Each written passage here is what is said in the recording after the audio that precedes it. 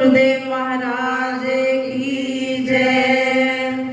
वो प्रेम कमी बरसाओ मेरे सतगुरु, प्रेम कमी बरसाओ, प्रेम कमी बरसाओ मेरे सतगुरु, प्रेम कमी बरसाओ।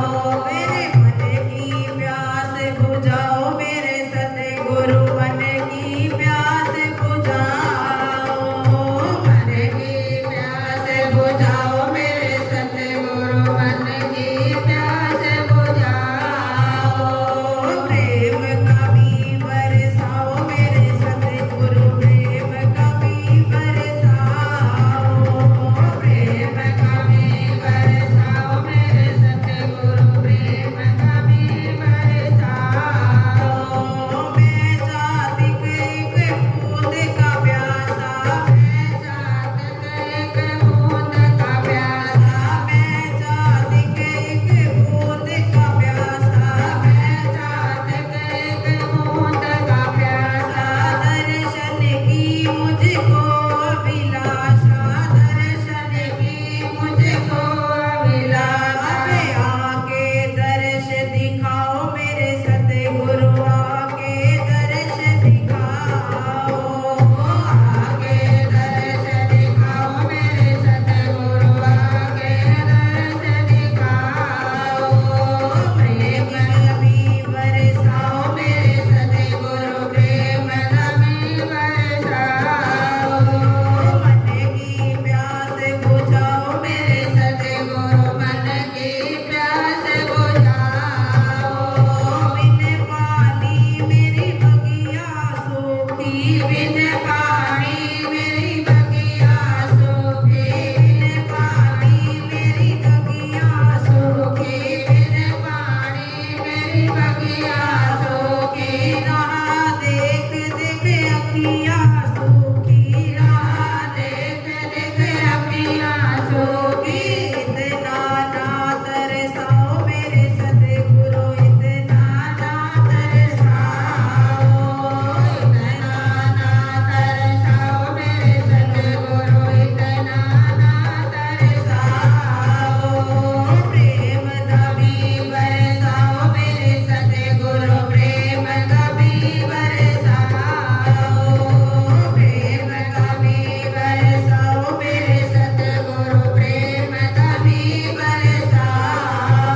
गुरुदेव तुम्हारी जय होवे, गुरुदेव तुम्हारी जय होवे, महाराज तुम्हारी जय होवे, महाराज तुम्हारी जय होवे। ओ तेरी जय होवे, तेरी जय होवे, तेरी जय होवे, तेरी जय होवे, तेरी जय होवे, तेरी जय होवे, तेरी जय होवे, तेरी जय होवे। ओ गुरुदेव तुम्हारी जय होवे, गुरुदेव तुम्हारी जय होवे, महाराज तुम्हारी जय होवे, महाराज तुम्हारी जय होवे। गुरुदेव तुम्हारी जय होवे, गुरुदेव तुम्हारी जय होवे, महाराज तुम्हारी जय होवे, महाराज तुम्हारी जय होवे।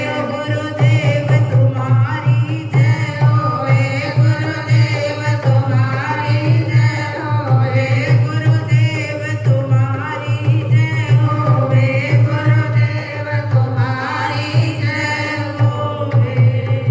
बोल गुरुदेव महाराज की जय। जय माता की, जय माता की, बोलो गुरुदेव महाराज की जय। सागर से भी अधिक गहराई है जिसकी, हिमालय से भी अधिक ऊंचाई है जिसकी, आसमान से भी अधिक असीमता है जिसकी, और धरती से भी अधिक सहनशीलता है जिसकी, ऐसे मेरे गुरुदेव को शत शत प्रणाम। जय माता की। We all are fascinated towards the charm and delusion of this world. but the inner truth is more harsh than the reality. So indulge yourself in dharma and bhakti of the Guru. गुरुदेव महाराज हमेशा हमें हर तरह के मोह से दूर करते हैं, हर तरह के बंधन से दूर करते हैं, लेकिन मन ही है जो रोज बदलता रहता है। ये मन कभी भी स्थिर नहीं रहता, हमेशा ही चंचल रहता है, रोज बदलता रहता है। लेकिन गुरु का आदेश आज भी वही है और कल भी वही था, सेवा, सुमिरन और परमार्थ। हमेशा यही सिखाते हैं और गुरु का आदेश सोने की तरह एकदम खरा है, जिसे कोई झुटला नहीं सकता। गुरु के बिना हमारा ये जीवन बिल्कुल फीका है। हम चाहे चांद पर चले जाएं, हम चाहे मंगल पर चले जाएं, कितने ही एडवांस क्यों ना हो जाए, चाहे 7 समुंदर पार चले जाएं, लेकिन ये जीवन तब तक फीका है जब तक हम गुरु के दरबार में नहीं जाते, हम उनकी शरण में नहीं जाते। जय माता की। जैसे हमारे गुरुदेव महाराज कितनी सुंदर कथाएं हमें सिखाते हैं, कितना अच्छा ज्ञान देते हैं, वैसे ही एक नगर में गुरुदेव महाराज हर किसी को शास्त्र का और वेद पुराण का बहुत अच्छा ज्ञान देते और काफी भगत भी थे। तो एक दिन अपने आश्रम में बैठे थे और प्रवचन कर रहे थे और बहुत भीड़ थी, बहुत लोग थे। तो वहीं पर 2 चोर भी आ जाते हैं और वो दोनों बहुत अच्छे मित्र होते हैं। उन्होंने देखा इतनी भीड़ है तो आज तो चोरी करने का बहुत अच्छा मौका है, क्योंकि गुरुदेव प्रवचन कर रहे हैं, सारे लोग वचनों को सुनने में व्यस्त है, तो चोरी करने का बहुत अच्छा मौका मिल गया है, इसे गंवाना नहीं चाहिए। तो दोनों अंदर जाते हैं आश्रम में। तो पहला दोस्त तो चोरी करने में व्यस्त हो जाता है, कभी किसी की पॉकेट से, कभी किसी की पॉकेट से, तो वो तो व्यस्त हो जाता है। लेकिन दूसरा दोस्त जैसे ही चोरी करने जाता है तो उसके कानों में गुरु के वचन पड़ते हैं।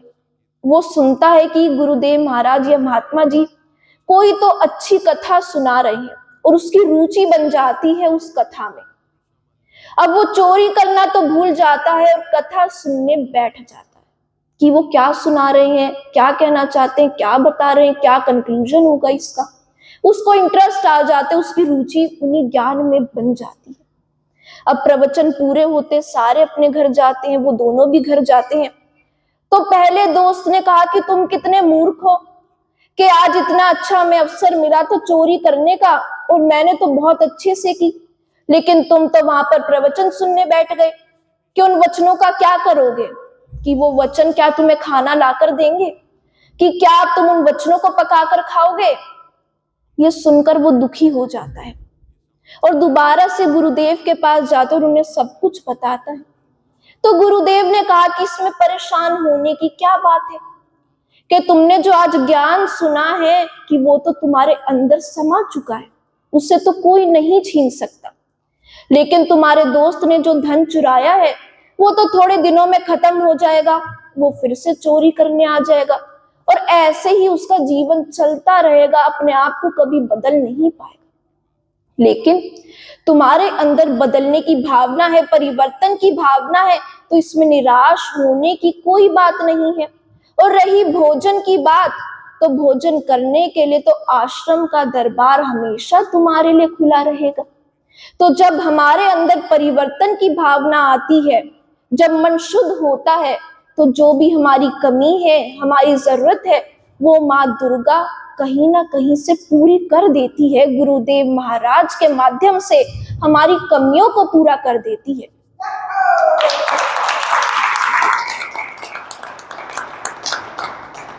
तो दोनों कितने अच्छे दोस्त थे, लेकिन जब दूसरे के मन में वो भावना जागी, उसने वचनों को सुना, तो गुरु के दरबार में उसके एक नया जीवन शुरू हो गया, एक नया जन्म शुरू हो गया। तो हम भी हर हफ्ते सुनते हैं, तो इस सुनने का और इस समय का हमें लाभ उठाना चाहिए, जिससे हमारा ही कल्याण होता है। जय माता की। जन्म हमारे हाथों में नहीं है, जैसे जन्म हमारे हाथों में नहीं है, वैसे ही मरना भी हमारे हाथों में नहीं है। और जन्म और मरण के बीच का जो ये जीवन है, और इस जीवन में जो भी बाधाएं हैं, परेशानियां हैं, वो भी हमारे हाथ में नहीं है। तो अपने गुरु पर और माँ दुर्गा पर विश्वास कीजिए और उनके नाम से ही आगे बढ़िए। जैसे आंखें छोटी हैं, लेकिन छोटे होते हुए भी पूरा संसार देखने की ताकत रखती है। आंखें कितनी छोटी हैं, लेकिन फिर भी पूरा संसार देखने की हिम्मत रखती है। वैसे ही अगर हम रोज सुबह जल्दी उठकर अगर 10 मिनट भी अपने गुरु के नाम का ध्यान करते हैं या 5 मिनट भी अपने गुरु के नाम का ध्यान करते हैं, तो हमारा पूरा दिन प्रसन्नता से बीतता है, पॉजिटिविटी से हमारा दिन चलता है। और गुरु के नाम से ना तो क्रोध आता है, ना ही अहंकार आता है और ना ही कोई लालच आता है। इसलिए भगत कहता है कि मेरे दिल की हर धड़कन में गुरु का ठिकाना है। मेरे दिल की हर धड़कन में गुरु का ठिकाना है। दुनिया वाले क्या जाने, ये रिश्ता बड़ा पुराना है।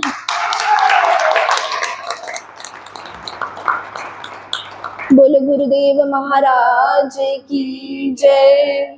बोल साचे दरबार की जय। बोल जगदिया जोता वाली माता तेरी सहाय। सुंदर सी गुफा में ज्योत जगमगा रही है, सदियों से जहाँ सारी दुनिया झुका रही है। बोल साचे दरबार, बोल जगदिया जोता।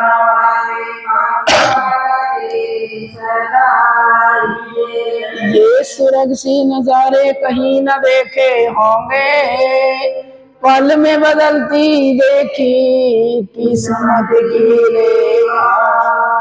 बोल भंडारे, बोल भंडारे खुशियाँ लुटा रही है, सी गुफा में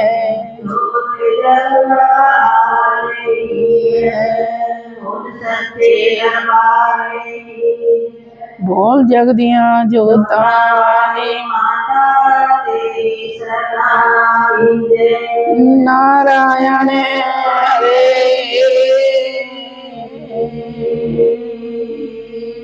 जय माता की, जय माता की। गुरुदेव महाराज की जय। बोल सच्चे दरबार की जय। हे माई तेरी सत्या जोतावाली माता तेरी सहाय जय। देखिए भक्तजनों, माँ के प्रेमियों, भक्ति कभी भी धोखा नहीं देती, भजन भक्ति कभी धोखा नहीं देता, और चोरी चकारी का धन हमेशा धोखा देता है। ये कभी सगा नहीं होता है। कितना भी करके देख लो, तुम चुगली कर लो, धन लूट लो, किसी का हित कर दो, ये तुम्हारा सगा कभी नहीं होगा, तुम्हारे काम नहीं आएगा, आखिर तुम्हें लेकर डूब जाएगा। ऐसा थोड़ी साधु संत महात्मा देश में नहीं हो तो ये संसार कैसे चले।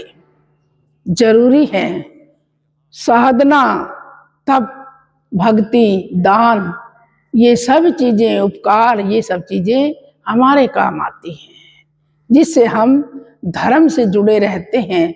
और हमारे धर्म की यही प्रक्रिया है, शुरू से जब से सृष्टि रची गई तभी से हमारा ये धर्म बहुत उज्जवल है। सनातन धर्म बहुत उज्जवल है, जिससे हम जुड़े हुए हैं, जिससे हम बने हुए हैं, जो हमें सब कुछ सिखाया है, हमें उनको कभी भूलना नहीं चाहिए।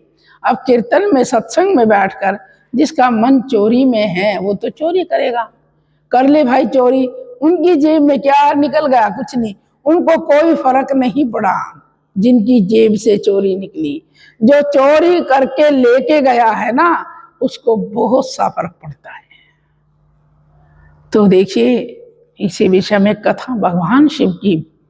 एक गांव में एक राजा के नगर में जैसे महाकाल पड़ गया, जल नहीं था, वर्षा नहीं होती थी, सब कुछ सूखा ही सूखा हो गया, खाने का भी मोहताज हो गई दुनिया, पीने से भी मोहताज हो गई। जब खाना ही नहीं मिला तो पानी के बिना तो रह ही नहीं सकता इंसान, पानी नहीं मिला तो खाना कहाँ से आएगा। तो एक दिन देखते देखते सब जगह सारी नगरी में ऐसे शोर मचने लगा। क्या करें, जल की एक बूंद भी नहीं है, कैसे पिए, कैसे जिए, कहाँ से लाएं। ऐसे करते करते लोगों के प्राण व्यस्त होने पड़े, प्राण उड़ने लगे, मरने लगे लोग, खड़े खड़े मर जाते, बैठे बैठे मर जाते। क्यों? अन्न के बिना तो 2 घड़ी निकाल सकता है इंसान, लेकिन जल के बिना नहीं निकलता। जल पीकर कुछ तो समय निकालता है, पूरा तो नहीं निकलता। तो एक दोनों ब्राह्मण और उनकी ब्राह्मणी, दोनों देवता, ब्राह्मण देवता भगवान के शिव की पूजा करते थे। कहाँ करते थे? एक निर्जन वन में। उस निर्जन ही मंदिर को कोई नहीं जानता था, ऐसा वीरान मंदिर था जिसको देखकर जाने में डर लगता था वहां तक पहुंचना। तो एक दिन वैसे ही अपने खेतों में जा रहे थे, पानी की खोज में उधर निकल जाते हैं और कहने लगे, अरे यहाँ तो एक पता नहीं क्या मंदिर सा बना है, देखो। देखने लगे दोनों मियाँ बीवी, देखा तो भगवान शिव का मंदिर है और धूल मिट्टी चढ़ी हुई है, कहीं घास जमी है उनकी छत पर, कोई हाल नहीं, पता नहीं टूटा फूटा, जो भी वीरान, बिल्कुल वीरान सा मंदिर था जिसको देखकर भी डर लगे। जीव जानवर उसमें विशेरा बना रहे थे अपना। तो कहने लगी, महाराज ये तो भगवान जी का मंदिर है, क्यों ना हम इसकी साफ सफाई करके इसकी पूजा करनी शुरू करें। देखिए, जब जागृति होती है ना, भक्तों से ही होती है, हर किसी की। कहने लगे तो बहुत अच्छी बात है। उन्होंने 2 दिन 4 दिन वहां लगाए, सब घास निकाली, सफाई करी, धूल मिट्टी झाड़ी, और कहीं ना कहीं उनको थोड़ा जल भी मिल गया। कहने लगे यहाँ जल मिल गया, भगवान के चरणों में थोड़ा थोड़ा करके जल भी चढ़ाया भगवान की पादुका पर, चरणों में, और थोड़ा उन्होंने भगवान की आज्ञा से पिया भी है। क्या हमें प्यास लगी, भगवान कई दिन से जल नहीं मिला, आपका आदेश हो तो थोड़ा सा जल ग्रहण कर लें। तो अपने आप आभास हो रहा और मंदिर की रौनक बढ़ने लगी, दिन पर दिन बढ़ने लगी। और एक दिन क्या होता है, जब नगरी में जाते वही प्यास की कोलाहल मिची रहती, जल नहीं है। तो कहने लगे, प्रभु, अपने पति से कहने लगी, स्वामी आज भगवान से, प्रभु से पूछेंगे क्यों जल नहीं दे रहे इस नगरी में, क्या है ऐसा, कौन सा पाप है। सभी मर जाएंगे तो पूजा कौन करेगा भगवान की, ये गांव ही उजड़ जाएगा। अति मंदिर का कैसे पता लगाएंगे हम सबको, हमें तो इस मंदिर का सब जगह बताना है कि उस जगह पर भगवान शिव का मंदिर है। चलो जल चढ़ाएंगे, तो जल है ही नहीं तो चढ़ाएंगे कहाँ से। तो आकर के यहाँ कहने लगे, ठीक है, भगवान से सारा सेवा काम करके हाथ जोड़ के बैठ जाते दोनों। ये प्रभु, जल के बिना दुनिया मर रही है, गायें बछड़े राम कर मर रहे हैं, बहुत विलाप हो रहा है जल के बिना, तो आप कुछ तो सुनो, कुछ तो करो। देखिए भगवान की कृपा कब होती है। तो वे दोनों एक दिन, उनको भी जल की भावना से आ ही नहीं सके मंदिर तक, रास्ते में बेहोश होकर गिर गए। माता पार्वती कहने लगी, आप ये क्या कर रहे हो, जब आपके भगत ही नहीं होंगे आपको कौन संभालेगा, जल तो इनको दो, ऐसा तो ना करो ना, आप ऐसा नृत्य क्यों कर रहे हो कि समय आएगा तब वर्षा हो जाएगी, समय आएगा तब ये सारा गांव ही निमट जाएगा, फिर उस वर्षा का क्या करोगे। माता कहने लगी, कैसे मनाऊं भोलेनाथ को, ये तो मानने वाले नहीं। देखिए, जब तो कहते हैं औरत बहुत बड़ी शक्ति होती है, देवों में भी, जन्म मानवों में भी, घरों में भी, अगर जो सही है ना लक्ष्मी रूप में, वो बहुत बड़ी शक्ति है। और सोचती रही, विचार करती रही, कहने लगी, जब भगवान जी शंख बजाते हैं ना तभी वर्षा होती है टूट करके, सब मगन हो जाते हैं, अंदर देवी भूल जाते हैं अपने जल को बरसाते बरसाते। कहने लगी, भगवान आपको एक याद नहीं मेरी बात, क्या, अगर आपने शंख बजाए तो बहुत दिन हो गए, बजाया ही नहीं आपने शंख। कहने लगे, तो सही कह रहे, इस चक्कर में घूमते घूमते भूल गए, भूमंडल पे आकर तो सब कुछ भूल जाता है इंसान, और हम तो देवता होकर भी भूल गए, इंसान कैसे रहते हैं। कहने लगी, चलो अब बजाओ, शंख बजाओ, बहुत जरूरी है, मेरा भी मन है कि मैं आपकी शंख की धुनी सुनूं और मस्त हो जाऊं।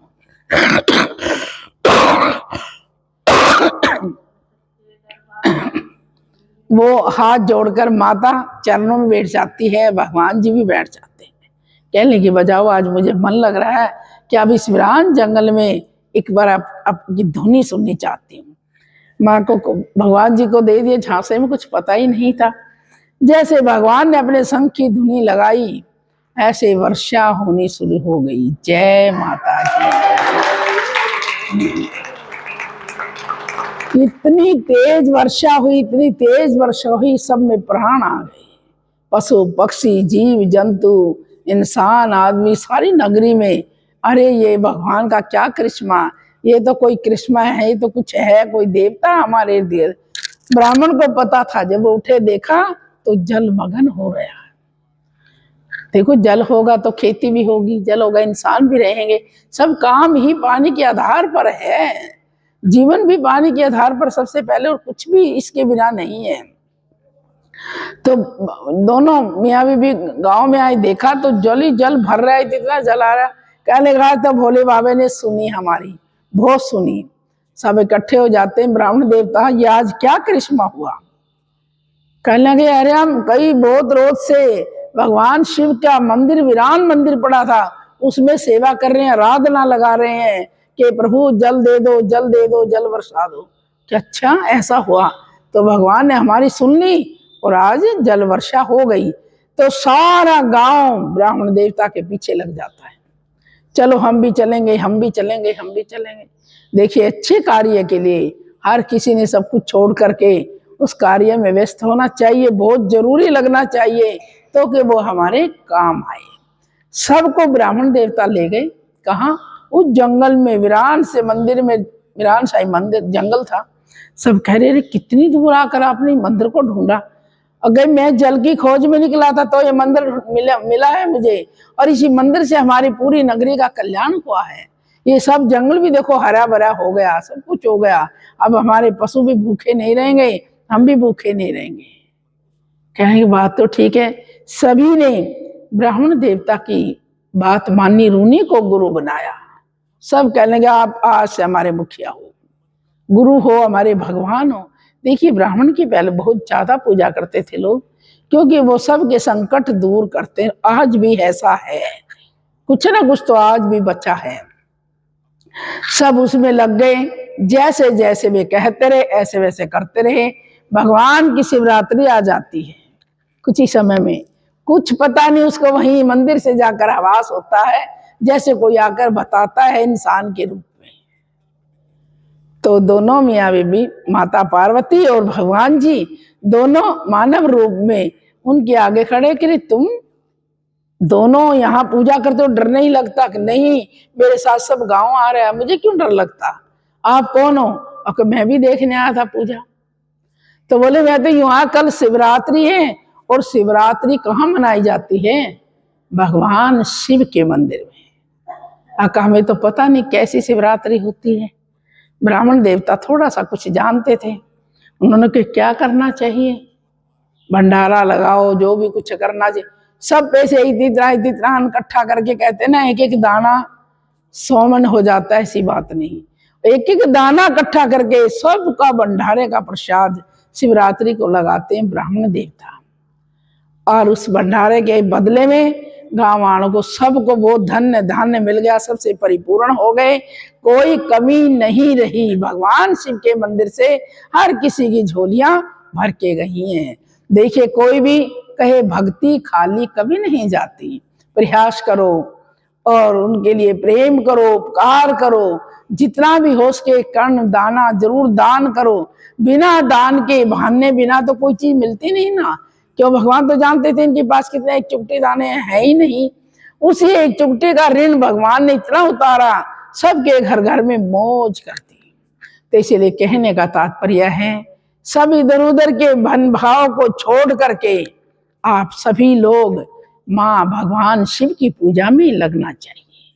दिन रात तुम्हारे मुख पे देखिए, अभी जब अपने बच्चों से मृत हो जाते हैं, पोता पोती हो जाते हैं, कोई कार्य तुम्हारा नहीं रहता, भगवान तुम्हें मौका देता है। फिर कहते नहीं पोता पोती पालने, फिर कहेंगे नहीं इनकी शादी हो जाने दो, फिर करेंगे। कब करोगे? जब ऊपर से बुलावा आ जाएगा।